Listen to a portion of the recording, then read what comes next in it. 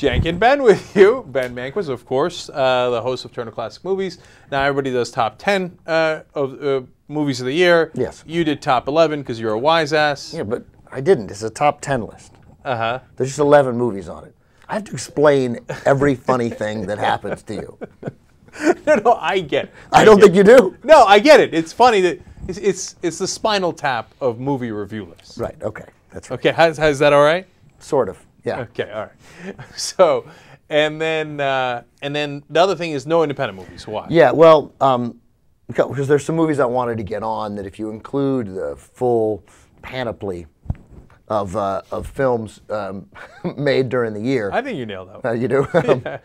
If you include all the movies made during the year, there's no way I can get in some of the movies that I want in there. Because there's so many great little movies, as my friend Dan Hamilton, who you know, when I put 2 Spanish language movies on my list last year, Sin Nombre and Sugar, Yeah. he asked me if I was going to ever include, do I like any movies that aren't sort of achingly painful tales of immigrant woe? Which, by the way, was the same question that my wife had after we watched both of those in a row based on your recommendation. Right, yeah, I mean, so I wanted to do a list where those movies don't count. Okay. If you didn't spend $10 million on your movie, not interested. Okay. You know, and that leaves off like the Annette Bening, Julianne Moore movie, The Kids Are All Right. Which was that good? That was great, yeah. Oh, really? Annette Bening might win Best Actress for that. You know, Mark Ruffalo was great in that too. You know, it leaves out Blue Valentine, which didn't spend $10 million. It leaves out Inside Job, which, you know, I probably think is the best movie of the year. Oh, I love that.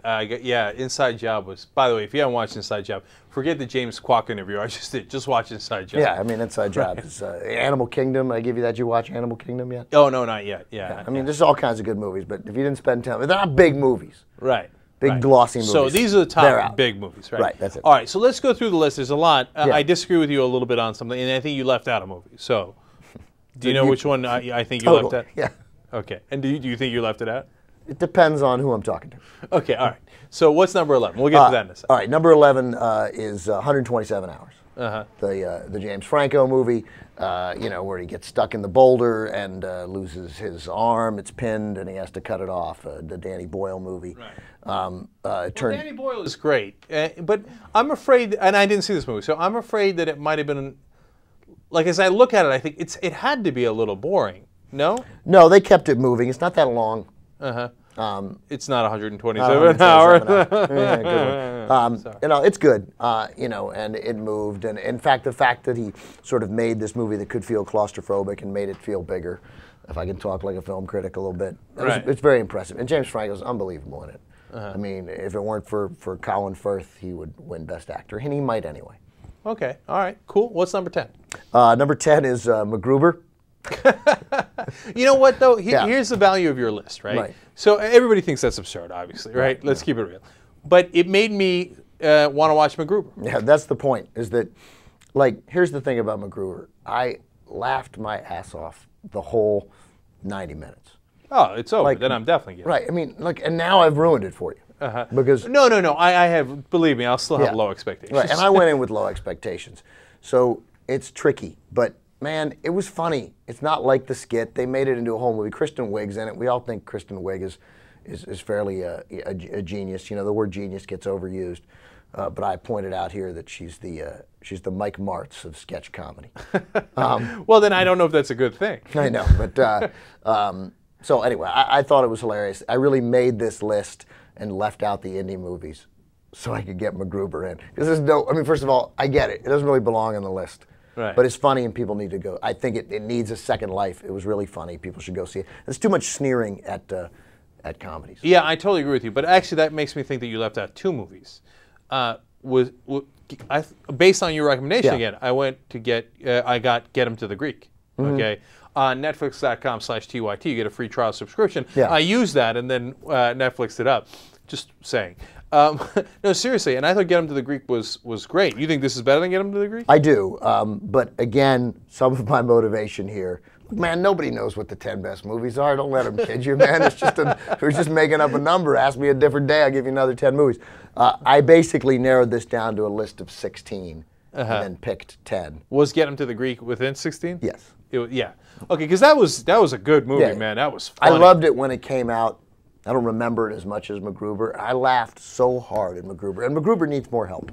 I got you. I got you. And you're a lib. You want to help the disadvantaged. Totally. Yeah. And by the way, I know it's a good comedy when I want to rewatch it, right? Yeah. And Get Him to the Greek, I felt that way. When P. Diddy says, "My dick is in his mind," I was like, "No, this is over." No, I'd watch Get Him to the Greek again. Obviously, I want to watch MacGruber again. All right. What's number 9? Number 9 is The Edge of Darkness, the Mel Gibson movie. Right. Came out in January. Saw it, it's like a 1980s. It feels like it should have been made during the 1980s, and I mean that in a complimentary way. Right. You know? And it was made in January, and it, I think, really touched off what's going to be a great year for Mel Gibson. Yeah. Edge of Darkness. He's a cop. His daughter gets killed. And he gets revenge. It's got Danny Houston in it. Yeah. It was good. I'm growing fond of those movies again. I thought Edge of Darkness was pretty good. I probably wouldn't have put it in my top 10. But now but it's gotten me into those movies to the point where now I'm looking forward to that new one that's going to come out with Liam Neeson. How good was Taken? Yeah, that was badass, and it looks like the new one is going to be. Do you remember what the new one's called? No, I don't. Right, yeah. But I thought this was a lot like Taken. Yeah, it was. Yeah, and I did think at the time, Mel Gibson's back. Yeah. What can stop Mel Gibson? Apparently, a couple of devastatingly wrong comments. The Fighter. Great movie. Good stuff. Christian Bale. There's going to be a titanic battle for a Best Supporting Actor between Christian Bale, who shows up in the first couple seconds of this movie, and I think takes your breath away more than any explosion could, anything. He gets you into that movie instantly. Right. In a very raw way. He's an amazing actor. I wouldn't want to spend a second with him. But he's terrific. And then he'll have that battle with Jeffrey Rush from The King's Speech. Yeah. I would have put this in the top 5. I thought it was a really good movie. Yeah, it was great. Mark Wahlberg's good too. All right, so we got, from there we go to number 7. Number 7, another controversial choice. Okay. Maybe it doesn't belong. Night and Day, Tom Cruise, and that's definitely that's your top controversial choice. Did you see it? Yeah, I did, and I liked it. Yeah, it was good. I mean, again, look, I got in there because it's good, and everybody hated it. This is kind of almost an underrated movies list. Right. Yeah, totally. You know, I thought we did the review on that on What the Flick, and I thought I took crap for liking that movie. No.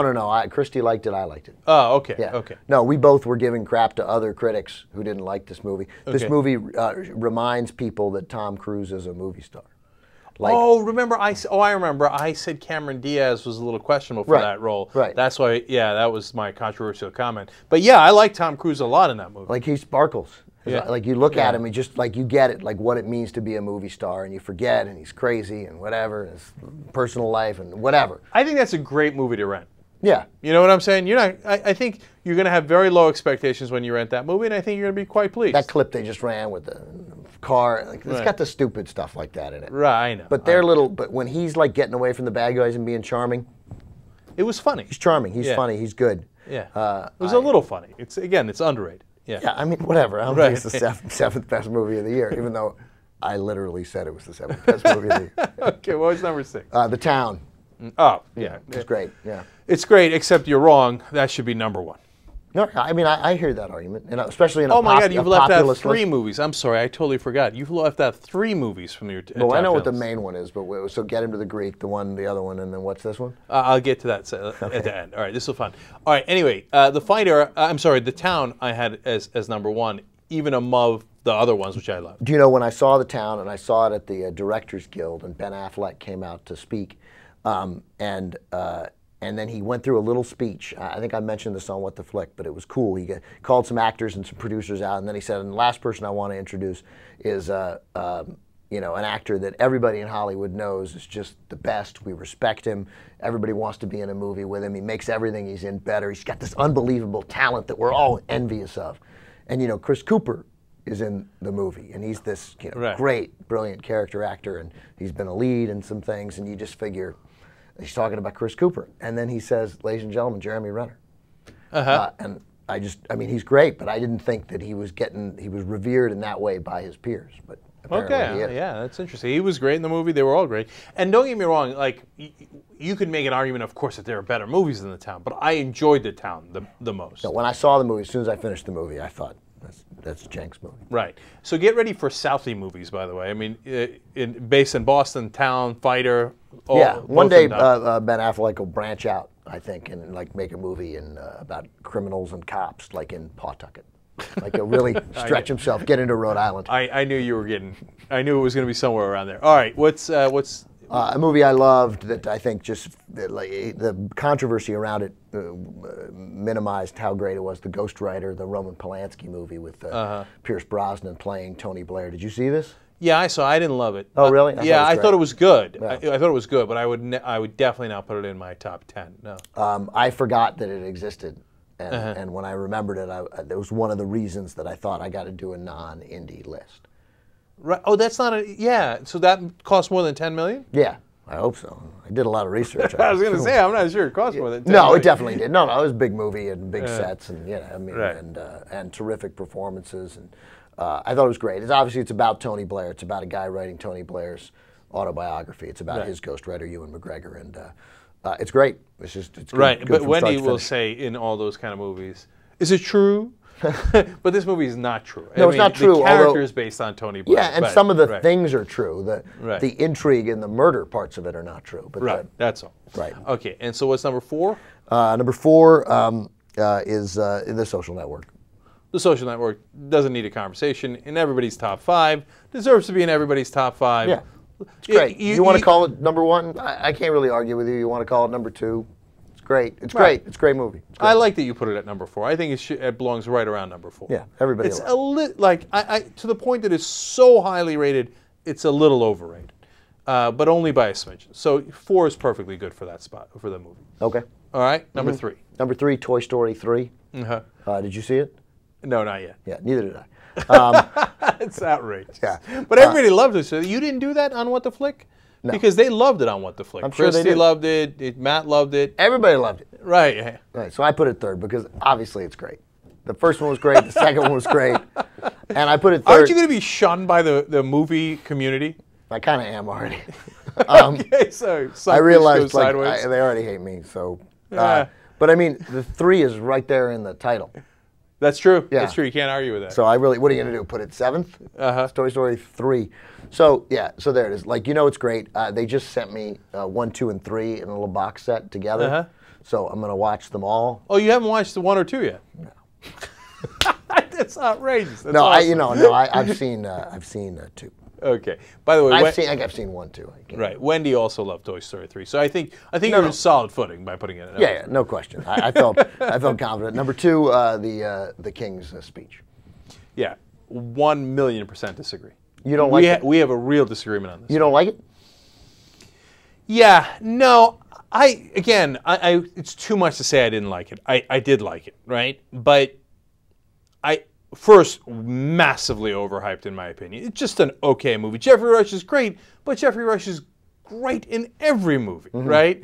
And so, okay, I make a movie, I put Jeffrey Rush in it, it's all instantly great, right? Yeah. So, I know. I mean, it's a little like getting on Tom Brady for continuing to have great games where he doesn't throw an interception. Right. It's a little like getting on the Patriots for hiring Tom Brady. Right. Yeah. Right. So I get that, but what bothered me about it, maybe this is strange and ridiculous, but is that, look, millions of people are about to die, right? There's real drama in the world, and we're worried about how this king, who got the position because of his family, whether he stutters or he doesn't stutter. Just fundamentally, I didn't give a shit. You see what I'm saying? Sure. But I mean, you're not supposed to think it's more important than the war.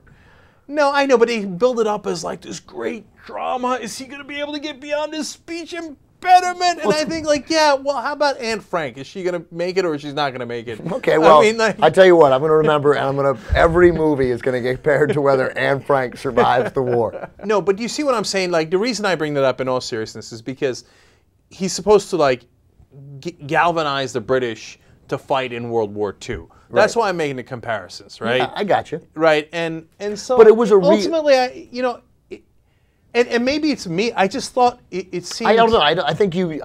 Well, obviously you didn't. You weren't able to take yourself out of that. You're obviously supposed to. If you were, I think you would have seen a really great movie. Maybe I've become too much of a lib because I thought this guy has such enormous privilege, and we're worried about his tiny little problem. No, right? No, right. It is but it's a big problem for the British. They care. They're nuts to care so much about their monarchy, but they do. It matters to them. And being able to stand behind their king made a difference to them, especially at a point where the throne had been weakened by Edward, going off with that whore. So then it mattered. All right. And by the way, did she really sleep with the other guys behind his back? His brother's thing. Oh, Mrs. Wallace? Yeah. Oh, I don't know. Yeah, because they alluded to that in the movie. If they had done a movie about Mrs. Wallace, I think I would have been more interested. There have been movies about Mrs. Wallace. Yeah. But anyway, I thought it was great. All right, number one. Number one, obviously, and I share this, I think, with most critics, The Other Guys. Absurd. With Mark Wahlberg and Will Ferrell. Okay, I liked it. I definitely liked it. And again, there were lines in the movie that made me want to watch it again. Okay, what are you doing here? What are you doing at number? I thought it was the funniest movie I've seen in years. Oh, really? Yeah, well, I mean, obviously. First of all, I obviously thought it was the funniest movie I saw this year. So it's not hard to say it was the funniest movie I saw last year, so it's the funniest movie I've seen in years. Oh, there you go. Yeah, I thought it was great. I mean, this is Adam McKay and Will Ferrell are the writers, and Adam McKay directed it. These are the guys who collaborated on Anchorman. This movie reminded me very much of Anchorman, which is, a movie I love. And, there's a whole class of guys who can quote from Anchorman, which I am one. And I just thought it was the same movie, like without exactly the same characters, but it had the same pacing. It had the exact same cadence as Anchorman, and he played a very interesting, buffoonish character who's not a buffoon. Like he's not as simple as he seems. I thought Mark Wahlberg was a great straight man. I loved the Eva Mendes character. I thought Michael Keaton was great. I just kept laughing. And what they did with I don't even want to give it away, but what they did with The Rock and Sam Jackson in this movie, I thought was funny. I thought that was inspired. I just think it's really, really funny, and I think it will have a really significant cable and revisited life, and I think people will be talking about this movie. Well, they're going to talk about it just because you put it at number one. But I think the way people quote Anchorman, we will hear stuff 5-10 years from now about the other guys. Not like it's going to go on a list like, it's not, like it's the funniest movie of all time. But I think it will resonate in pop culture the way Anchorman did. Well, we'll see if that happens, because I'm not sure it will, but I like it. I know you loved I think this is old school quality. This is a top notch. This is as good as comedies have gotten in the last 10 years. No, so I love the uniqueness of your list. All right, so the three you left out, Get Him to the Greek, which I actually liked better than some of the comedies you had on there. I thought Russell Brand he's the best. He's unbelievable. A little Jeffrey Rush of comedy. Yeah. Like you put him in the movie, you're going to be pretty all right. Yeah. Right? And then obviously Inception. Why did you leave Inception out? Well, like a combination of not knowing exactly how I feel about it. Like loving it and then thinking, Jesus, it's so overrated and so deliberately heady, and then maybe forgetting about it. like I'm not 100% sure. Like I think I took it off. Like I have my notes, and it was on there at one point, and then like something motivated me. Like, no, I'm not going to fall into that Inception trap. But then I look at the list, and I sent it to a guy who was in Inception and Avatar, who's a friend of mine. I didn't even think about it. I just sent it to him. And he's like, "Are you seriously? Did you just seriously send me a list that has MacGruber and Night and Day on it, and not Inception?" And you look at that email, and you're like, well, that's a fairly compelling case. All right, so that's awesome that you either on purpose or accidentally left Inception off. I had Inception in my top 5. But just True Grit, this count as 2010? True Grit was in the 16 too. Oh, so True Grit was 2010. Yeah, and True Grit. Then you left out 4. Okay, I love True Grit too. But the one that nobody. What I'm saying is, if I make a Sweet 16 list, then True Grit's. No, I hear you. And all those things are in it, right? I wonder if this was on your 16 actually. At what I thought was maybe top 3 of the year. By the way, there's like a 40% chance I'm going to be like, oh, I forgot that. Yeah, okay. Kick-Ass. Yeah, I didn't love Kick-Ass as much as others. So oh, really? I loved Kick-Ass. I thought that was a great movie. Definitely top 5 for me, right? Yeah. I didn't dislike it. It didn't. Now, I've said a lot of things that were definitely top 5. So let's count real quick. Okay. Kick-Ass top 5. Kick-Ass, The Town, True Grit. The Fighter. Inception. The Fighter.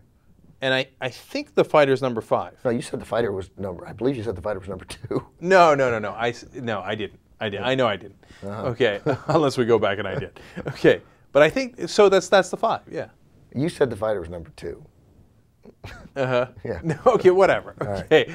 I don't think so. But anyway, so I think that's the 5. So I think I'm consistent. All right, good. Unless I'm wrong. It's a relief. Okay. All right. Well, there you have it. All that you could have ever wanted to know about the movies in 2010, whether they were on the list or not on the list. Yeah, and it's good because there've only been like 3,000 or 4,000 critics who've already released their top 10 list. So. And I love that it's late too. I love that it's in 2011. Yeah. All right. Next year, Sweet 16. Next year, the Sweet 16. That's better, and there'll be 17. Okay. All right.